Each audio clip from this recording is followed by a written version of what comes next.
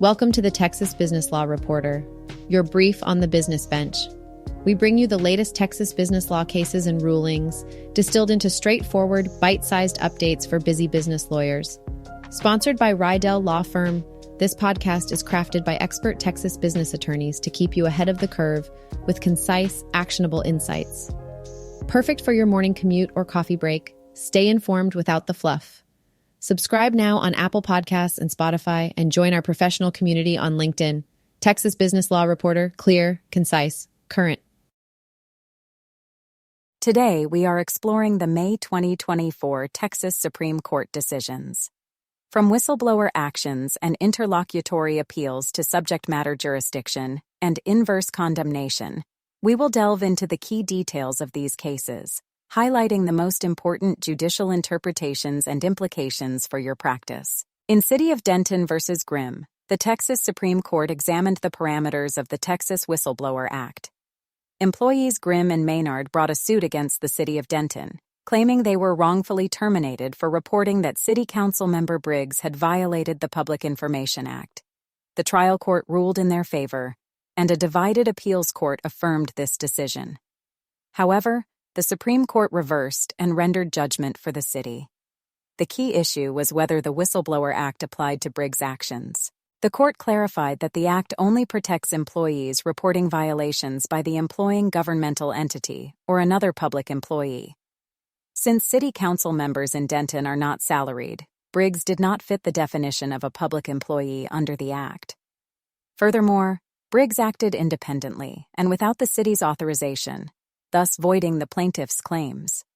This decision narrows the scope of the Whistleblower Act and highlights the importance of verifying the status and authority of reported individuals in whistleblower cases. In the case of Harley Channelview Properties v. Harley Marine Gulf, the critical issue centered around whether a partial summary judgment that mandates real property conveyance within 30 days could be classified as an appealable temporary injunction. Harley Marine Gulf, leasing a maritime facility from Harley Channelview Properties, sought to exercise a contractual option to purchase the facility. When Channelview refuted this option, Harley Marine sued for breach of contract seeking specific performance. The trial court's partial summary judgment required Channelview to transfer the property to Harley Marine within 30 days, which Channelview attempted to appeal. However, the Court of Appeals dismissed the appeal, deeming it a permanent rather than temporary order. The Supreme Court of Texas reversed this decision, clarifying that such an order functions as a temporary injunction.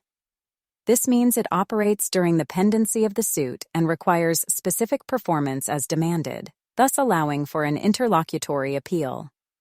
This ruling emphasizes that lawyers should discern and classify orders correctly to understand appeal rights fully. In the Texas Windstorm Insurance Association v. Prusky case, the Supreme Court addressed a significant question regarding jurisdictional authority. Stephen Prusky had filed 2 claims with the Texas Windstorm Insurance Association, which were partially denied. He proceeded to sue TWIA in district court for damages related to the improper denial of coverage. However, there was a crucial procedural issue. The judge presiding over the case was not appointed by the Judicial Panel on Multi-District Litigation, as mandated by Section 2210.575E of the Insurance Code. Initially, the district court ruled in favor of TWIA, and Prusky's claims were dismissed. On appeal, the decision was reversed, with the appellate court holding that the district court's judgment was void due to the lack of an appointed judge. The case reached the Texas Supreme Court, which provided a pivotal clarification. While the panel appointment requirement is indeed mandatory, it is not jurisdictional. The court explained that classification of a statutory provision as jurisdictional requires clear legislative intent, which was absent in this context. Therefore, the district court retained its subject matter jurisdiction over the suit, despite the procedural oversight regarding the judge's appointment. This decision reinstituted the district court's authority, remanding the case to address additional issues. In Texas Department of Transportation v. Yourself, the Supreme Court delved into the nuances of defining employment under the Texas Tort Claims Act and the notion of intent in inverse condemnation claims. the Selfs owned a tract of land where TxDOT had a right-of-way easement.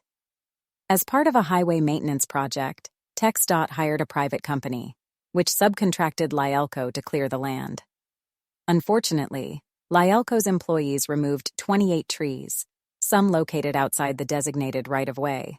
The Selfs sued TxDOT for negligence and inverse condemnation, claiming the tree removal damaged their property.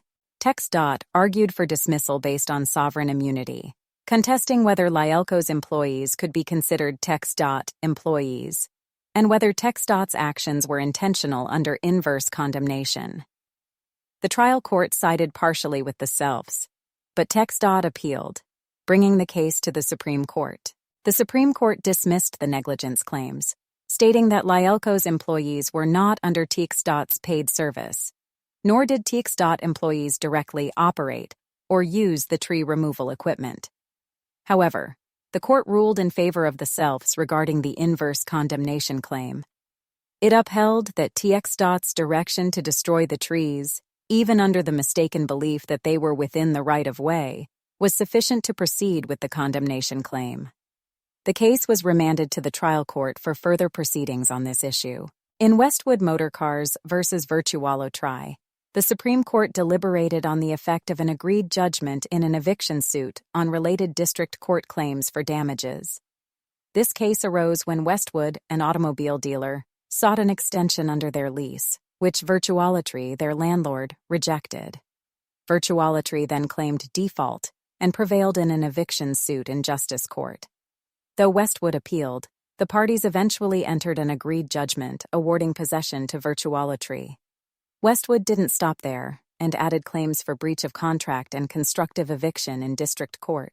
After a jury trial, Westwood was awarded over $1 million in damages.